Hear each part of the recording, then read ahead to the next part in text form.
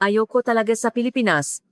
Ang Sina pa rin ang tunay na makapangyarihan, iyan ang salitang paulit-ulit kong sinasabi, ngunit sa huli, habang lumuluha, inamin ko rin, na kamali ako. Mas nakahigit pala ang Pilipinas. Ako ay isang babaeng naninirahan sa Pilipinas, ngunit sa kaibuturan ng aking puso, mababa ang tingin ko sa bansang ito. Para sa akin, ito ay isang lugar na tahimik, simple, at walang sigla, isang bansang napaiwanan ng panahon. Iyan ang buong puso kong pinaniniwalaan. Kaya nang dahil sa trabaho ng aking asawa ay nakakuha kami ng pagkataong bumalik sa Sina, buong pagmamalaki akong umalis. Sa wakas, mapapatunayan ko na, sabi ko sa sarili ko, mapapatunayan kong mas mahusay ang Sina kaysa sa Pilipinas. Ganon katibay ang aking paniniwala. Ngunit ang kumpiyansang iyon ay gumuho sa loob lamang ng ilang araw. Ang ingay at gulo sa siyudad, ang walang tigil na busina, ang magulong pampublikong lugar, ang pagsubok sa trabaho, at ang hindi kapani-paniwalang serbisyo na natanggap namin sa isang mamahaling restaurant. Higit sa lahat, isang simpleng pangungusap mula sa aking anak ang napatahimik sa akin. Akala ko normal lang ang buhay sa Pilipinas, pero ang galing pala talaga doon, no? Bakit kaya ang buong pamilya ko ay nahalina sa isang bansang dati kong minamaliit? Ano ang tunay na lakas ng Pilipinas na hindi nakikita sa panlabas na anyo? Maging ang nga eksperto mula sa ibang bansa ay nagugulat sa sagot na malalaman natin sa kwentong ito. Bago magsimula ang kwento, mangyaring mag-subscribe sa channel at i-click ang like button.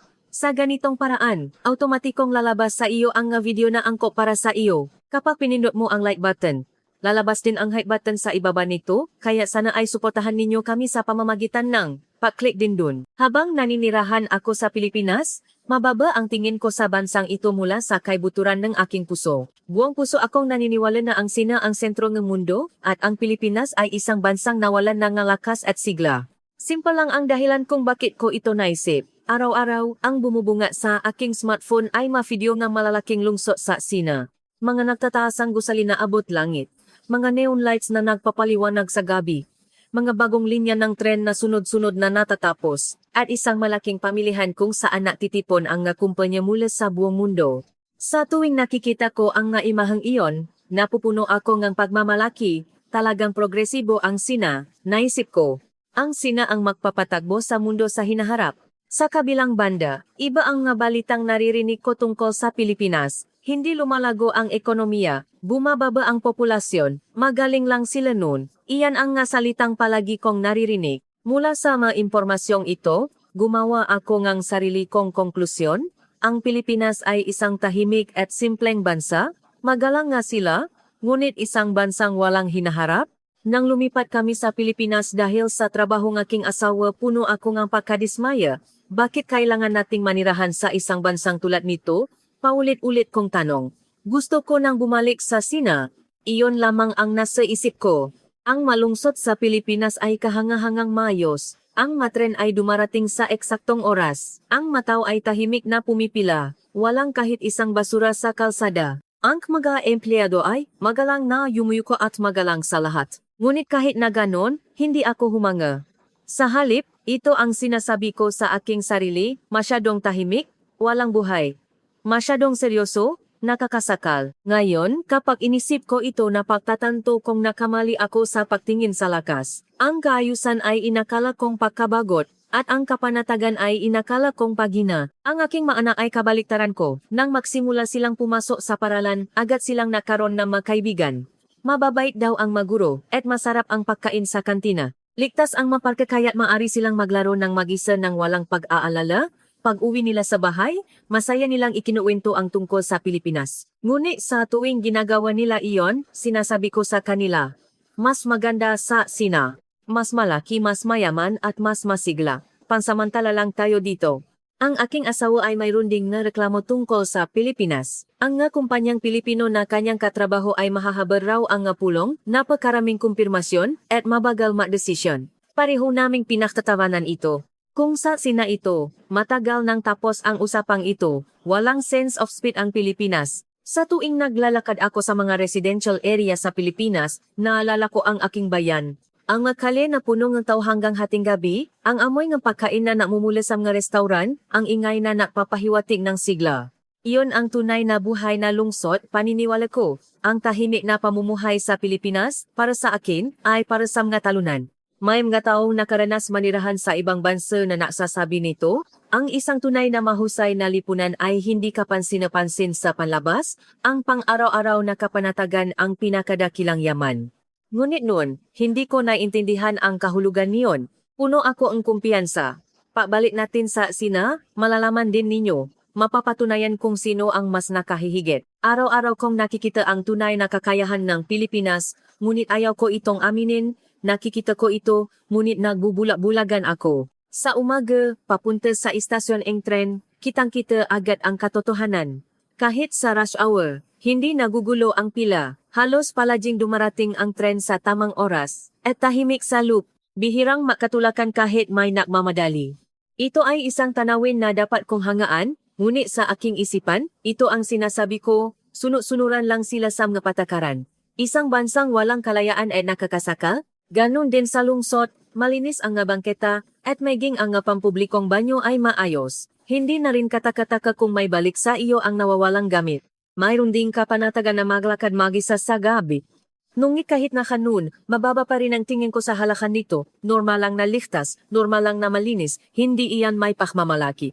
Ngayon ko lang napagtanto kung gaano kayabang ang pananaw na iyon, dahil sa buong mundo, maraming lungsod ang nahihirapan na mapanatili ang normal na iyon, ang aking asawa ay may kaparehong pananaw. Sa tuwing nakikipag-ugnayan siya sa mga kumpanyang Pilipino, naiinis siya. Sa mapulong, kailangan pakinggan ang opinyon ng lahat. Ang madokumento ay paulit-ulit na sinusuri. Bago magdesisyon, sinusuri nila kahit ang pinakamaliit na panganib. Para sa aking asawa, ito ay mabagal. Ang Sina ay mabilis magdesisyon. Ang isang malakas na bansa ay hindi naaalinlangan. Masyadong maingat ang Pilipinas kaya hindi sila mananalo. Sumang-ayon din ako sa kanya. Dahil naniniwala ako na ang bilis ay kapangyarihan, isang bansang sumusulong ng walang paalinlangan. Isang araw, sa pakyusak ng aking mga anak, pumasok kami sa isang kalapit na restaurant na naghahain ng lutong Pilipino, hindi ako ganun kasabik. Siguradong kaunti lang ang serving at matabang ang lasa. Hindi nito matatalo ang bonggang pagkain sa Sina, naisip ko. Papasok namin sa restaurant, iba ang pakiramdam. Ang nga tauhan ay sumalubong sa amin ng natural na ngiti at magalang kaming ginabayan sa aming mesa, kinausap nila ng malumanay ang nga bata, at napansin agad nila kapag nababawasan ang aming tubig. Walang pilitan, tahimik nilang inoksabahan ang lahat. Medyo nagulat ako, ngunit ayaw ko pa ring aminin. Nang dumating ang pagkain, lalo akong natigilan. Ang pagpili ng plato, ang pagkakayos ng nga kulay. Ang nga mainit na pagkain ay mainit, at ang malamig ay malamig. Bawat pinggan ay may kalakip na masusing pag-ingat. Nang tikman ko ito, malinaw kong nalasahan ang tunay na lasa ng mga sangkap. Hindi ito tinapan ng malakas na pampalasa, ngunit pinatingkat ng tamang timpla. Sa lup-lup ko, labis akong humanga, ngunit humat lang ang aking pride. Oh, hindi masama. Pero mas maganda pa rin sa Sina, mas bongga dun. Iyon ang sinabi ko sa aking sarili. Pawi sinabi nga aking anak ng may kawalang malay, gusto kong bumalik doon. Ang babay na mataw sa restaurant na iyon? Ngumiti lang ako at hindi ito pinansin. Ngunit sa kaibuturan ng aking puso, may naksimulang makbaho. May sinabi ang isang dalubhasa sa pamumuhay sa ibang bansa. Ang isang tunay na maunlad na lipunan ay hindi nakikita sa mga lugar na kapansin-napansin, kundi sa mga detalye ng pang-araw-araw na buhay. Noon, hindi ko naiintindihan ang kahulugan niyon. Ngunit sa Pilipinas, ang mga istasyon, restaurant, kalsada kahit ang mga hindi kapansin-pansing lugar ay mayos. Alam ko ito, ngunit ayaw kong tanggapin. Dahil sa sandaling tanggapin ko ito, malalaman kong ako ang nagkamali. Kaya matapang pa rin ako. Pang-ibabaw lang lahat ng ito, ang tunay na kapangyarihan ay nasa Sina. Iyan ang sinasabi ko habang iniwasan ang katotohanan. Habang patuloy kong minamaliit ang buhay sa Pilipinas, dumating ang araw na iyon, sinabi sa akin ng aking asawa na napagdesisyonan ng babalik kami sa Sina. Sa sandaling iyon, may kumurot sa aking puso. Sa wakas, makakabalik na tayo. Ang lugar talaga natin ay sa Sina. Ang nga taon na ginugol natin sa Pilipinas ay isang pansamantalang paglihis lamang. Hindi ko napigilang hawakan ang kamay ng aking asawa at paulit-ulit na matanong, sigurado na ba iyan? Kailan tayo ahalis? Hindi ka nagbibiro, di ba? Nang tumango ang aking asawa, nagtatalon ako na parang bata. Ang madamdaming matagal kong pinigilan ay biglang bumuhos. Agad kong kinuha ang aking smartphone at tinawagan ang aking pamilya at mga kaibigan. Malapit na kaming bumalik. Sa wakas, makakauwi na rin. Makikita-kita na tayo, sa bawat mensaheng ipinapadala ko, bumibilis ang tibok ng aking puso, tatanggapin nila kami ng malugot, isang lungsod na mas maulat kaysa sa Pilipinas ang naghihintay sa atin. Ang pag-isip pa lang nito ay nagpuno sa akin ng pagmamalaki. Sunod-sunod na dumating ang nasagot mula sa aking mga kaibigan. Welcome back, magugulat ka kapag nakita mo ang lungsod ngayon. Ibang-iba na ito kumpara sa Pilipinas, asahan mo. Lalo akong nasabi sa kanilang mga salita. Kita nyo na, tama ako, ang lugar na dapat naming balikan ay matagal nang nakatakda. Sa kabilang banda, medyo iba ang reaksyon ng aking mga anak. Mukha silang masaya, ngunit hindi kasing saya ko. Hindi na natin makikita ang mga kaibigan natin sa school. Kailangan nating mapaalam kay teacher. Hindi na rin ba tayo makakapunta sa park? Iyan ang sinasabi nila. Narinig ko sila, ngunit hindi ko ito pinag-isipan ng malalim. Madali lang mag-adjust ang mabata. Kapag nakarating na sila sa sina, mas kapanapanabi at masayang buhay ang naghihintay sa kanila. Ganon ang nasa isip ko. Nang magsimula ang paghahanda para sa aming pag-uwi, gumaan ang aking pakiramdam. Inayos ko ang nagamit, naempake, at isa-isang pinamigay ang bagay na binili ko sa Pilipinas. Wala akong panghihinayang sa aming bahay, sa tahimik na residential area, sa mga tren na laging on time, o sa mga magagalang na tao. Wala akong naramdamang anumang lungkot. Sa araw ngang aming pag-alis, habang papunta sa airport, tanaw mula sa bintana ngang sasakyan ang tanawin ngang Pilipinas, ang maayos na kalsada, ang hindi magulong trapiko, ang sariwang hangin sa umaga, ang tahimik na pagbubukas ng tindahan. Ang aking nga anak ay nakatingin sa labas at mahinang nausap. Sana makabalik tayo dito, no? Gusto ko makita ulit ang makaibigan ko. Hindi ko pinansin ang kanilang sinabi. Pansamantala lang yan. Pagdating natin sa sina, mababago rin ang isip ninyo. Kapag nakita ninyo ang tunay na sigla, makakalimutan ninyo ang Pilipinas. Nang lumapa ang eroplano at bumaba kami sa airport sa sina, huminga ako ng malalim. Ang pamilya na hangin, ang wikang sanay kong marinig, ang enerhiya ng maktaw. Umini ang aking puso. Nandito na ako. Ito talaga ang bansa ko. Habang papunta kami sa lungsod, bumungat sa amin mula sa bintana ang naktataasang nga gusali. Nga bagong shopping mall, malalaking billboard, walang tigil na daloy ng nga sasakyan kahit sa umaga. Nakakasila ang liwanag ng siyudad, namangha ako sa tanawin at napuno ng pagmamalaki. Ibang klase talaga, iba ang sukat kumpara sa Pilipinas. Ito ang isura ng isang umuunlad na bansa. Sinabi ko sa aking asawa na may halong pagmamayabang, tingnan mo. Ito ang tunay na sigla, ang enerhiya na wala sa Pilipinas, di ba? Ngumiti at tumango ang aking asawa. Tahimik na nakatingin sa labas ang aking mga anak, ngunit hindi ko sila pinansin. Sa mga sandaling iyon, pakiramdam ko ay nanalo na ako. Lahat ng pagdududa at pagkadismaya na naramdaman ko sa Pilipinas ay tama pala. Hindi nakamali ang aking paghuhusga. Mula ngayon, makakaroon ang aming pamilya ng mas mayaman at mas kapanapanabik na buhay. Buong puso akong naniwala dito nang walang anumang pag-alinlangan. At hindi ko namalayan na ang araw ng pagguho ng kumpiyansang iyon ay malapit nang dumating. Pabalik ko sa sina, sa simula ay puno akong ng pakiramdam ng tagumpay. Talagang mas magaling dito kaysa sa Pilipinas. Walang duda kong pinaniwalaan iyon. Ngunit ang kasiyahang iyon ay hindi nagtagal. Pagkalipas ng ilang araw, isang maliit na pagkadismaya ang nagsimulang sumibol sa aking puso. Ang una kong napansin ay ang ingay. Maaga pa lang, sunod-sunod na ang busina ng sasakyan.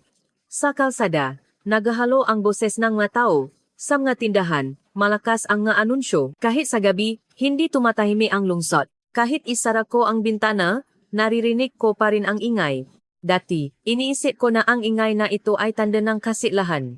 Isang patunay na may lakas ang lungsod at ipinamamalaki ko pa ito. Ngunit matapos maranasan ang tahimik na pamumuhay sa Pilipinas, naging tapat ang reaksyon ng aking katawan. Hindi ko namamalayan na naninigas ang aking mga balikat at pag-uwi ko, ramdam ko ang matinding pagod.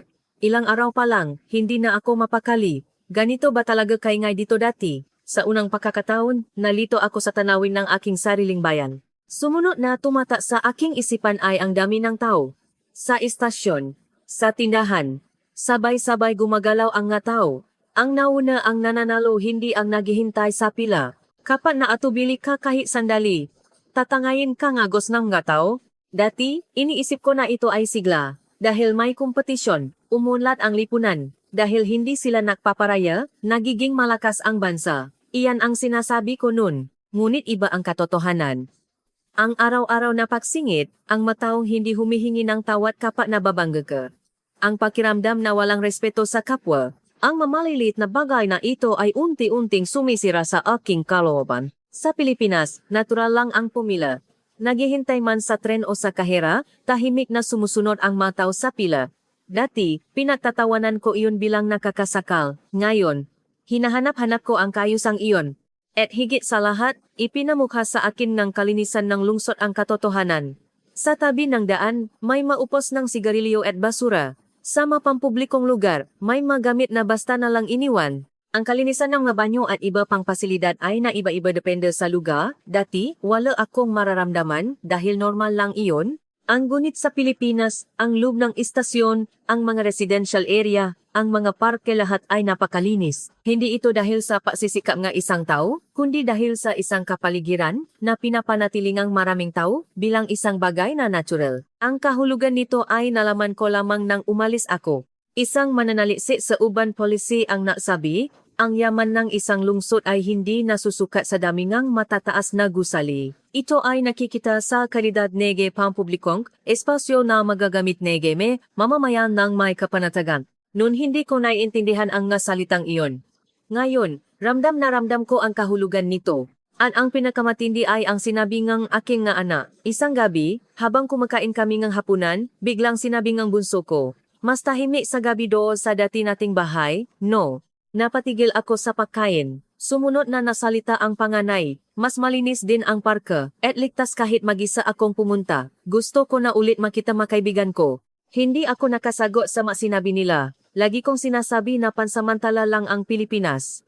Itinuro ko sa kanila na ang tunay na yaman ay nasa sina, ngunit ang naalala pala nila ay hindi ang karangyaan, kundi ang kapanatagan.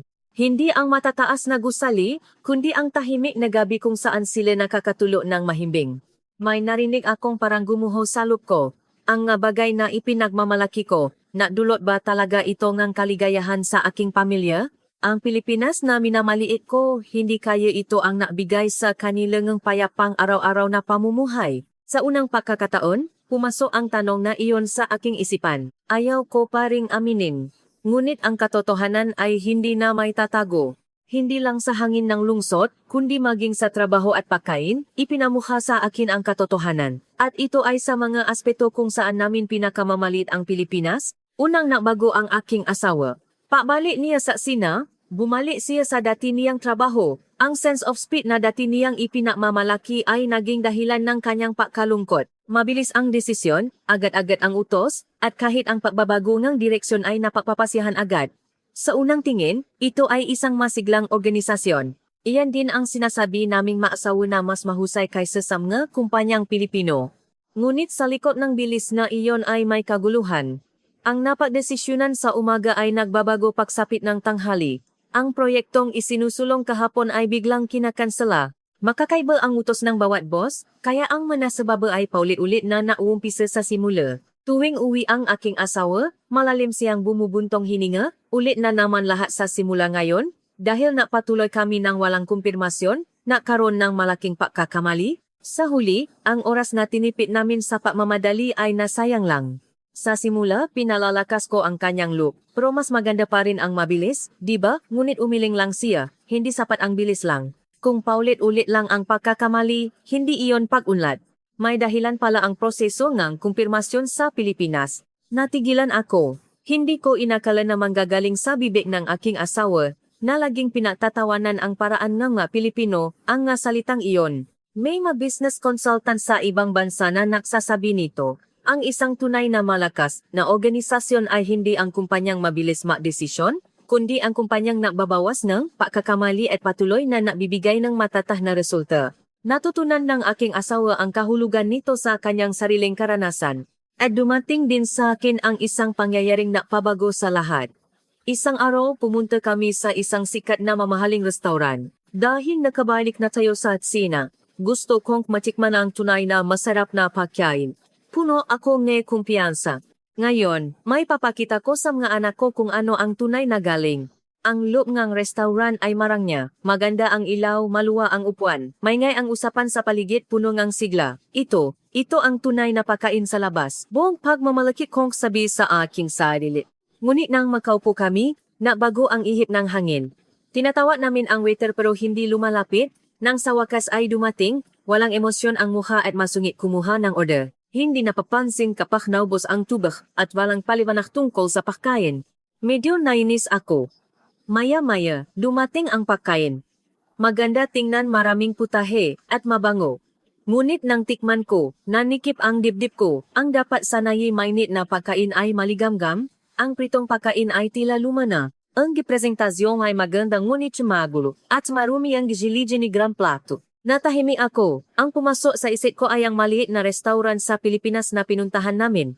Walang magagarang palamuti, hindi maraming upuan. Ngunit ang pagkain ay inihain sa tamang temperatura, malinis ang plato at maganda ang pagkakayos. Ang tauhan ay inoobserbahan ang lahat ng customer at tahimik na kumikilos kapag kinakailangan. Noon, minamaliit ko iyon bilang simple. Ngunit ngayon naintindihan ko na, hindi iyon simple. Iyon ay perfeksyon na inalisan ng hindi kailangang bagay. Biglang nasalita ang aking anak. Mas payapa doon sa restaurant sa Pilipinas na pinuntahan natin dati, no? Hindi ako nakasagot. Wala akong maisip na salitang panlaban. Sabi ng mga eksperto, ang antas ng pamumuhay ay hindi nasusukat sa mga mamahaling restaurant. Nasusukat ito sa kung gaano katatag ang kalidad sa mga ordinaryong tindahan na kayang puntahan ng lahat. Sa pagkataong iyon, naintindihan ko na rin ang kahulugan nito. Kayang manalo sa karangyaan, nakakaakit sa palabas na anyo, ngunit ang pagpapanatili ang parehong kalidad sa bawat pagkakataon, ang pagiging magalang sa lahat, ang pagiging mapagkatiwalaan hanggang sa pinakamaliit na detalye sa labanang ito, napakalakas ang Pilipinas. Naramdaman kong nayayanig ang aking pagmamalaki, at nagsimula kong mapagtanto na tahimik akong natatalo sa kalaban na dati kong minamalit. Sa mga panahong iyon, alam ko na kung ano ang matagal ko nang hindi nakikita, ang nga magagarang tanawin, matataas na gusali, ang siglang nga tao ang nga nakikitang enerhiya. Inakala ko na ang maiyon ang mismong kahulugan ng yaman. Ngunit ang talagang hinahanap ng aking pamilya ay ibang-iba pala. Isang daan na ligtas lakaran. Isang lipunan kung saan ang lahat ay umaanda sa tamang oras. Isang araw-araw na buhay na walang sumisigaw sa iyo. Isang gabi kung saan mahimbing kang makakatulog. Mga bagay na sa unang tingin ay tila simple. Isang araw habang kumakain kami, biglang sinabi ng bunso ko nung nasa dati nating bahay tayo, sobrang tahimik sa gabi, no? Parang mas mahimbing ang tulog ko doon. Ang isang salitang iyon ay tumusok ng malalim sa aking puso. Sumunod na nagsalita ang panganay kahit mag-isa akong pumasok sa eskwela, hindi ako nag-alala at malinis ang daan. Akala ko normal lang ang Pilipinas, pero ang galing pala talaga doon. Wala akong masabi. Matagal kong minamaliit ang Pilipinas. Pauli-uli kong sinabi sa mga anak ko na mas magaling ang sina. Ngunit sila pala, mas tumpak na nakikita ang katotohanan. Hindi sila naimpluwensyahan ng kayabangan at prejudice ng matatanda, at naalala nila ang mismong pang-araw-araw na pamumuhay. Sa unang pagkakataon, naramdaman kong natalo ako, hindi sa Pilipinas, kundi sa sarili kong maling akala. Tahimik ding nagsalita ang aking asawa. Ngayon naiintindihan ko na, mas mahirap pala ang maging mapagkatiwalaan kaysa maging mabilis. At sa Pilipinas, ginagawa nila iyon na parang normal lang. Wala akong nagawa kundi tumango ng malalim sa kanyang nga salita. Isang eksperto na naaral ng pagkukumpara ng pamumuhay sa iba-ibang bansa ang nasabi, sa isang tunay na maulat na bansa, mahirap para sa mga tao na mapansin ang halaga nito. Dahil ang kapanatagan at kaayusan ay naging bahagi na ang kanilang pang-araw-araw na buhay. Iyon mismo ang Pilipinas. Nung nandun ako, hindi ko naintindihan ang kaginhawahan, kaligtasan, paggalang, at katahimikan. Lahat ng iyon ay inakala kong natural lang na nandun. Ngunit nang umalis ako, doon ko lang nalaman. Hindi iyon nakataon lamang. Iyon ay lakas ng lipunan na binuo sa loob ng mahabang panahon. Ang pagbabalik ng nawawalang gamit. Ang kalinisan ng pampublikong lugar. Ang pagiging magalang ng mga empleyado sa lahat. Ang ligtas na pagpasok ng nga bata sa eskwela, sa buong mundo, hindi kakaunti ang mga bansang hindi ito makamit. Kaya naman espesyal ang halaga ng Pilipinas, tahimik kong inamin ang aking pagkakamali. Mas nakahihigit pala ang Pilipinas na minamali ko. Bilang isang lugar kung saan maaring mamuhay ng payapa ang isang pamilya, mas nakahihigit ito. Isang lakas na hindi masusukat sa karangyaan. Isang dignidad na hindi maririnig sa lakas ng boses. Isang tiwala na hindi makikita sa mga numero lamang, mayroon nito ang Pilipinas. Sa wakas, naintindihan ko na. Ang yaman ay hindi isang bagay na ipinagyayabang. Ito ay ang kakayahang mamuhay araw-araw ng may kapanatagan. Iyon ang kabuuan nito. At mula sa kaibuturan ng aking puso, naisip ko, ako pala ang mapagmataas sa bansang iyon, ang dapat kong matutunan ay mula pala sa Pilipinas. Ang sumusunod na bahagi ay adaptasyon ng ikalawang kwento sa orihinal na teksto na napapakita ng pananaw ng isang bata. Noong nasa sinapa ako, nang marinig kong lilipat kami sa Pilipinas, labis akong nalungkot. Dahil sa paligid ko, sinasabi ng lahat na ang Pilipinas ay isang bansang napag-iwanan na. Magaling sila noon, pero ngayon, maliit na at walang sigla. Paulit-ulit kong naririnig ang masalitang iyon. Bilang isang bata, pinaniwalaan ko ang sinasabi ng mga matatanda. Para sa akin, napalipat-lipat ng bansa dahil sa trabaho ng aking ama, ang reputasyong ng isang bansa ay batay sa kung ano ang sinasabi ng iba. Ang lungsod sa Sina kung saan kami nakatira noon ay napakaganda. Matataas ang mga gusali, at maliwanag ang lungsod hanggang hating gabi. Sunod-sunod ang pagbubukas ng nabagong tindahan, at masigla ang mataw. Dahil dito, inakala ko na ang isang umunlad na bansa ay isang mayaman na bansa. At inisip ko na ang Pilipinas ay nasa kabilang dulo nito. Isang araw, bumalik ang isang kaibigan ko mula sa paglalakbay sa Pilipinas. Puno ang kanyang kamay ng pasalubong at mukhang napakasaya niya. Nagtaka ako at tinanong, bakit ang dami mong binili? Ngumiti siya at sumagot, mura kasi at maganda ang kalidad ng mga produkto sa Pilipinas. Nagpabili din ang pamilya ko kaya marami akong binili. Nang marinig ko iyon, lalo pang tumibay ang aking maling akala. Kung mura, ibig sabihin mahina ang ekonomiya nila, kaya ibinababa nila ang presyo para makabenta. Ngayon, kapag iniisip ko, napakababaw pala ang aking pag-isip. Ngunit noon, hindi ko man lang ito pinadudahan. Hanggang sa sinabi ng aking ama na ang susunod naming destino ay ang Pilipinas. Natigilan ako. Bakit doon pa? Iwan namin ang isang masiglang lungsod para pumunta sa isang bansang akala ko'y laos na. Nang gabing iyon, habang naempake ang aking ina, pauli-uli akong bumuntong hininga. Wala akong anumang inaasahan sa buhay sa Pilipinas, ngunit ang paniniwalang iyon ay nagsimulang gumuho sa sandaling makarating kami doon. Nang makarating kami sa Pilipinas, mula pa lang sa paglabas ng airport, nalito na ako. Dahil ibang-iba ito sa inaasahan kong tanawin, sa daan papunta sa lungsod, wala akong makitang basura. Tahimik ang daloy ng nasasakyan, at hindi na mamadali ang nga taong naglalakad. Walang ingay na karaniwan sa malalaking lungsod, ngunit kahanga-hanga ang kaayusan. Nagtaka ako. Hindi kaya hindi ito kawalan ng sigla, kundi kapanatagan lang. Sa unang pagkakataon, pumasok ang ideyang iyon sa aking isipan. Habang papunta kami sa aming bahay, huminto si Itay sa isang kalapit na tindahan. Isang maliit na convenience store na makikita raw kahit saan sa Pilipinas. Pumasok ako at napatigil. Ang mga produkto ay puno sa istante, ngunit hindi ito mukhang mahulo. Maluwag ang pasilyo, malinis ang sahig, at maliwanag ang ilaw. Ang mga empleyado ay hindi sumisigaw, ngunit may kalmadong ngiti habang nagsisilbi. Walang karangyaan, ngunit bakit napakaginhawang mamili? Hindi ko maintindihan ang dahilan. Ang lalo pang ikinagulat ko ay ang banyo. Sa totoo lang, inaasahan ko na dahil pampublikong lugar ito, natural lang na medyo marumi, ngunit ang loop ay parang sa isang hotel, tuyo ang sahig, at walang masamang amoy. Kumpleto ang nagamit, at walang anumang gulo. Tinanong ko ang aking ina, espesyal na lugar po ba ito? Umiling siya na may pagtataka. Mukhang ordinaryong banyo lang ng tindahan. At higit sa lahat libre itong gamitin, hindi ako makapaniwala. Isang lugar na malinis, madaling gamitin, at libre para sa lahat, hindi ko lubos maisip na normal lang pala iyon. Sa sandaling iyon, may nasimulang makbago sa akin. Ang nasalitang narinig ko na ang Pilipinas ay isang atrasadong bansa, isang mahirap na bansa ay biglang nawalan ng bigat. Maaring walang nakikitang karangyaan, ngunit maayos ang lahat para sa kaginhawahan ng mataw.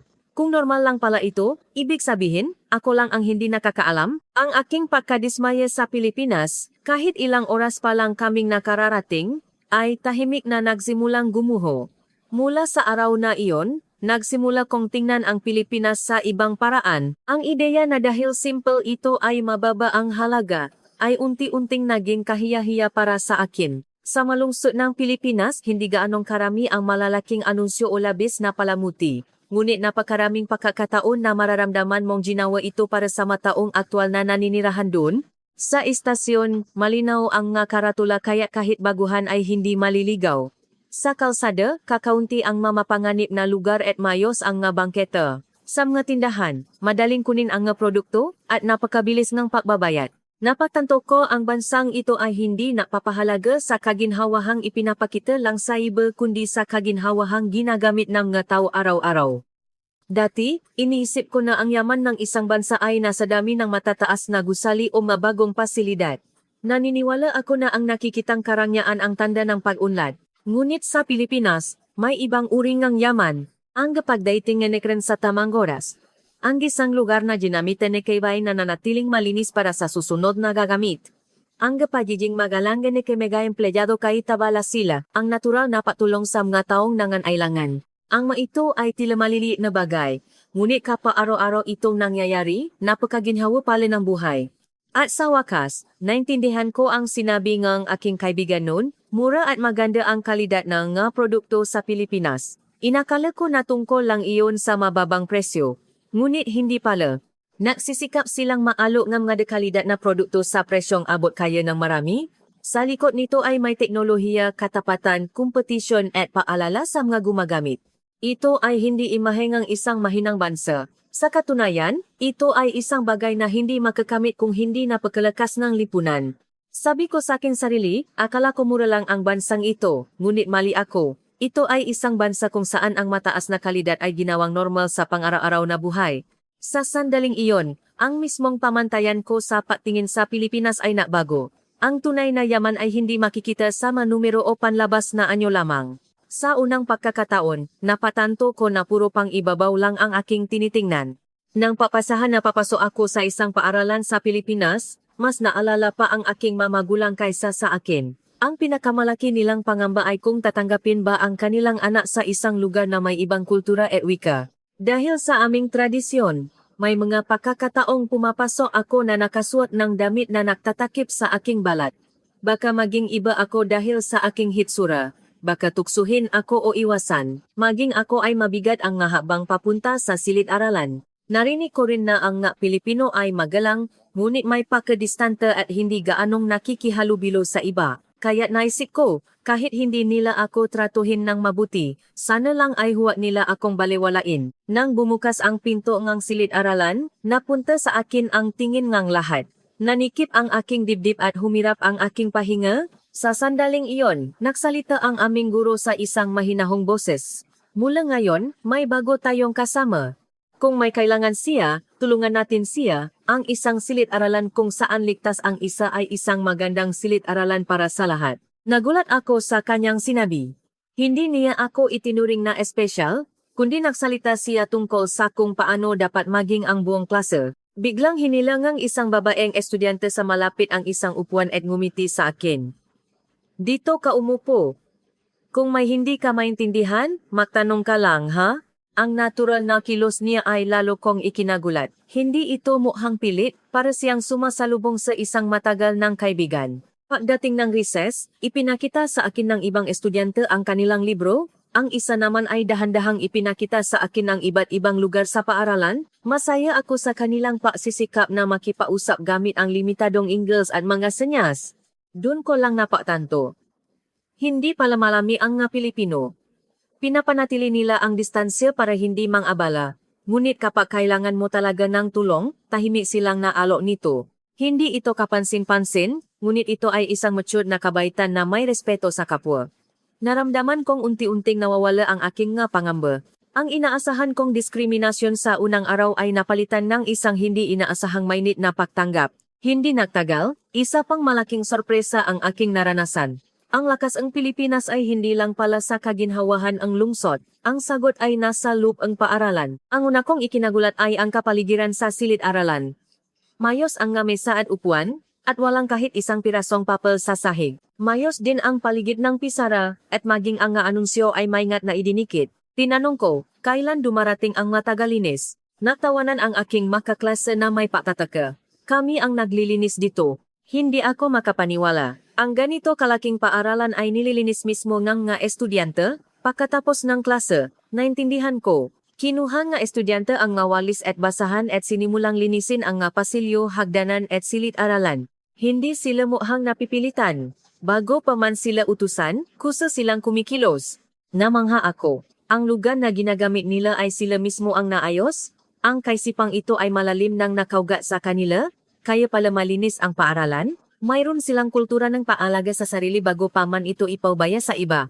Lalo pa akong nagulat nang malaman kong ang paaralan ay hindi lang para sa paaral. Sa labas ng silid-aralan, may mga poster para sa mga club, paghahanda para sa cultural festival, at mga anunsyo ng student council. May kaparehong sigla silang inilalaan para sa papayaman ng buhay eskwela. Dati, iniisip ko na ang paaralan ay lugar para maksaulong kaalaman. Isang lugar para makakuha ng mataas na marka sa pagsusulit. Ngunit iba ang paaralan sa Pilipinas. Ang pakikipagtulungan sa makasama, pagtupat sa tungkulin, pagpapahayag sa harap ng iba, pagsunod sa oras, paaral na maging maalalahanin sa iba ang mga kakayahang hindi itinuturo sa libro ay hinuhubog sa pang-araw-araw na buhay. Doon ko naintindihan, ang isang malakas na tao sa lipunan ay hindi lang ang may maraming alam. Ito ay ang taong kayang makipagtulungan, may pananagutan, at mapagkakatiwalaan. Ang nga paaralan sa Pilipinas ay nagtatayo ang pundasyong ito mula pa sa pagkabata. Naisip ko, narito ang dahilan kung bakit hindi basta-basta matitinak ang bansang ito. Sa Loob Silid-aralan hinuhubog nila ang pagkatao mismo. Habang nag-aaral ako sa Pilipinas, ang aking pananaw sa edukasyon ay nagbago. Ang pahubog lamang ng matatalinong mag-aaral ay hindi sapat para palakasin ang isang lipunan. Tila alam na ito ng Pilipinas. Lalo akong namangha sa klase ng home economics. Sa simula, akala ko ang pagluluto at pananahi ay natututunan sa bahay. Sa aming bansa, ang nga gawaing ito ay karaniwang para sa mababay. Ngunit sa Pilipinas, ang malalaki at babay ay parehong nakasuot ng apron, may hawak na kutsilyo, at gumagamit ng makina ng pananahi. Natulala ako, isang lalaking estudyante ay sanay na nagtatahing butones. Ang isa naman ay naglilikpit ng gamit sa kusina habang tinatawag ang atensyon ng iba. Walang nagmamayabang, tahimik nilang ginagawa ito na parang natural lang. Labis akong nagulat. Ang pagtuturo ng kakayahang mamuhay, anuman ang kasarian, ay hindi lang isang simpleng aralin. Ito ay edukasyon na humuhubog ng gataong may sariling kakayahan. Namangga rin ako sa music room. May malaking piano sa silid, at sa gilid ay may iba't ibang instrumento na mayos na nakahanay. May pagkakataon ang lahat na subukan kahit ang mga instrumentong hindi pa nila nahahawakan. Tinanong ko ang guro, bakit po kumpleto ang magkakagamitan dito? Mahinahon siyang sumagot, hindi pa natin alam kung saan magaling ang mga bata. Kaya binibigyan natin sila ng maraming pagkakataong matuklasan ito. Natigilan ako, hindi lang ang magagaling sa akademya, may mga mahuhusay sa gawaing kamay, may mga sensitibo sa tunog, may mga magaling sumuporta sa kapwa. Ang maparalan sa Pilipinas ay hindi agad hinuhusgahan ang mga posibilidad na ito bakos ay sinusubukang linangin ang lahat. Dati, akala ko sapat na ang makarga ng kaalaman para mahubo ang isang tao, ngunit iba pala. Ang kakayahang mag-isip, mamuhay, makipagtulungan, at sumubo ang tunay na kailangan sa lipunan ay mas malawak pa. Naramdaman ko na nakita ko ang isang lakas ng Pilipinas na hindi pa lubos na napapansin ng mundo. Sa loob ng silid-aralan tahimik nilang hinuhubo ang nga kakayahang hindi nasusukat ng mga marka lamang.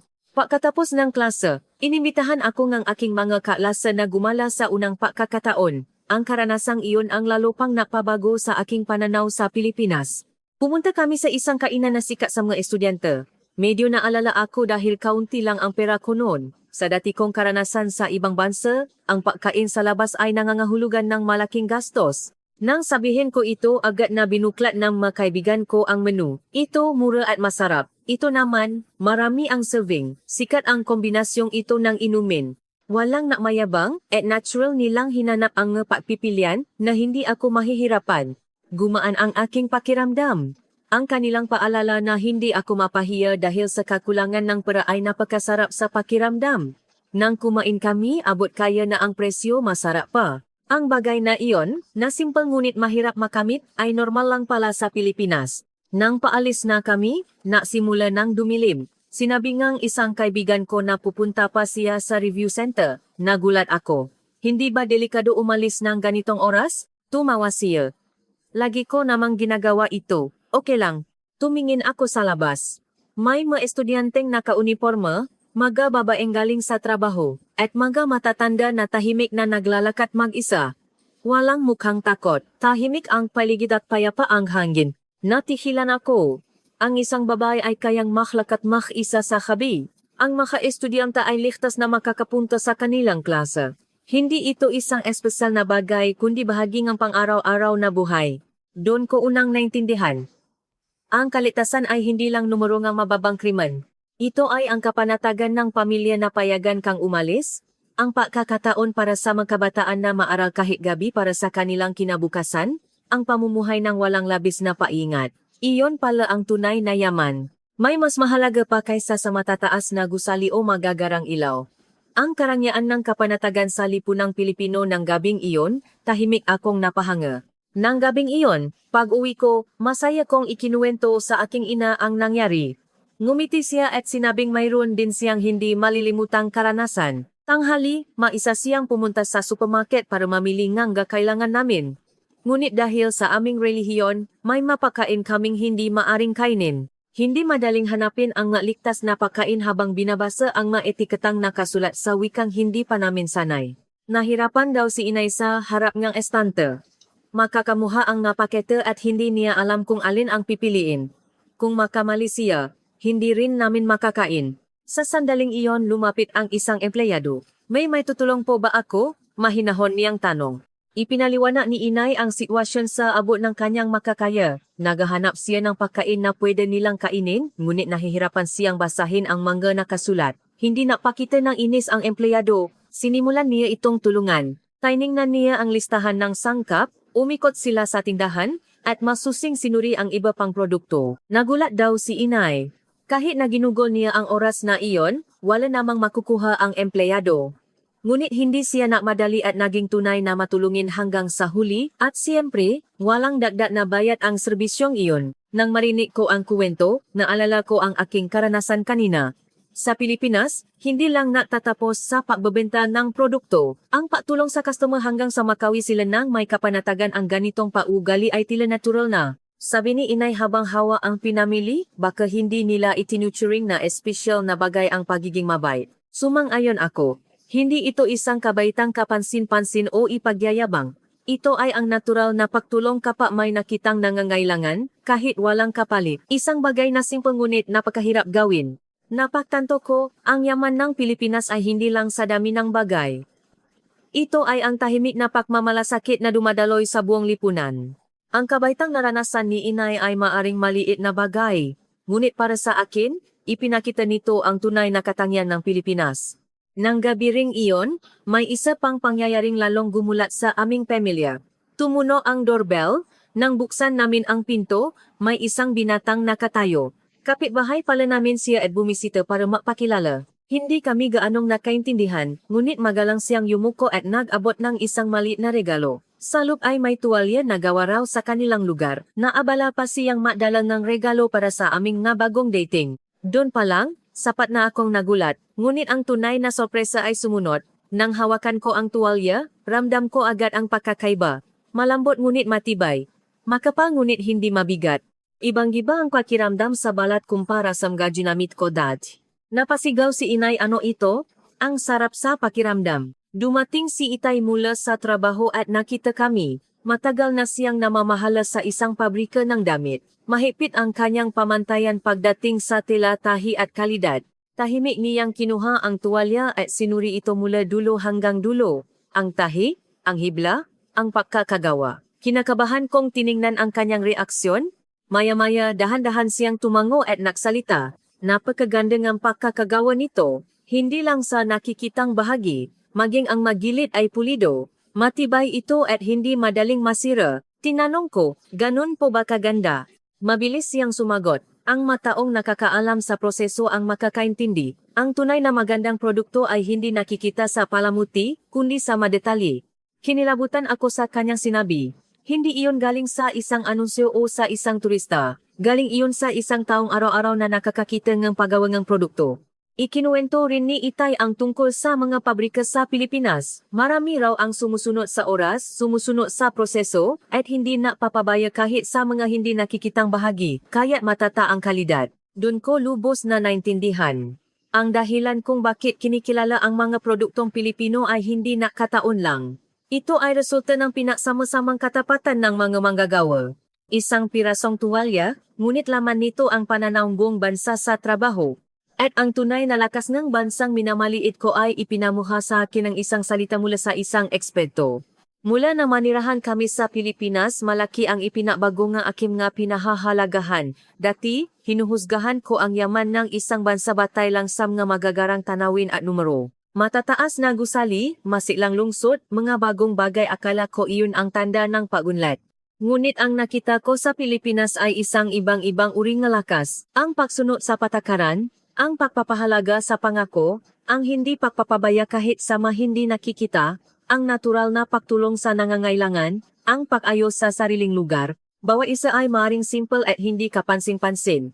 Ngunit ang isang bansa kung saan ang lahat ng ito ay ginagawang normal ng buong lipunan ay hindi kailanman magiging mahina. Sa katunayan, ang pinagsama-samang bagay na ito ang bumubuo ng isang tunay na malakas na bansa. Nahihiya ako sa aking sarili no minamaliit ko ang Pilipinas. Naniwala ako sa mga sabi-sabi ng hindi ko man lang tinitinan gamit ang sarili kong mga mata. Nakita ko lang ang mababang presyo at agad kong hinusgahan na mababa rin ang halaga. Ngunit balitat pala.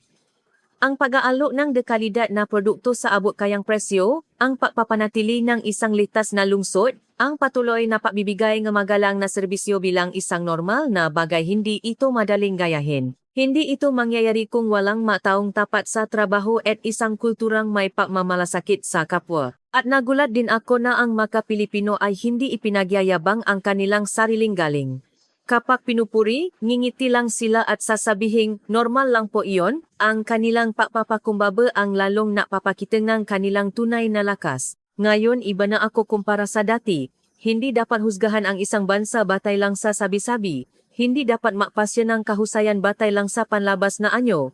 Iyan ang matatakong pinaniniwalaan, at balang araw, gusto kong maging tulay sa pagitan ng Pilipinas at ng aking sariling bansa. Gusto kong iparating, sa sarili kong nga salita, ang halaga ng nga bagay na minamaliit dahil sa maling akala. Ang Pilipinas ay hindi ang bansang inakala ko.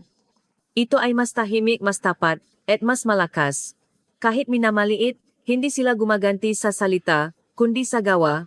Ang ugaling iyon ang tunay na dahilan kung bakit patuloy na naktatagumpay ang Pilipinas. Iyan ang buong puso kong nararamdaman.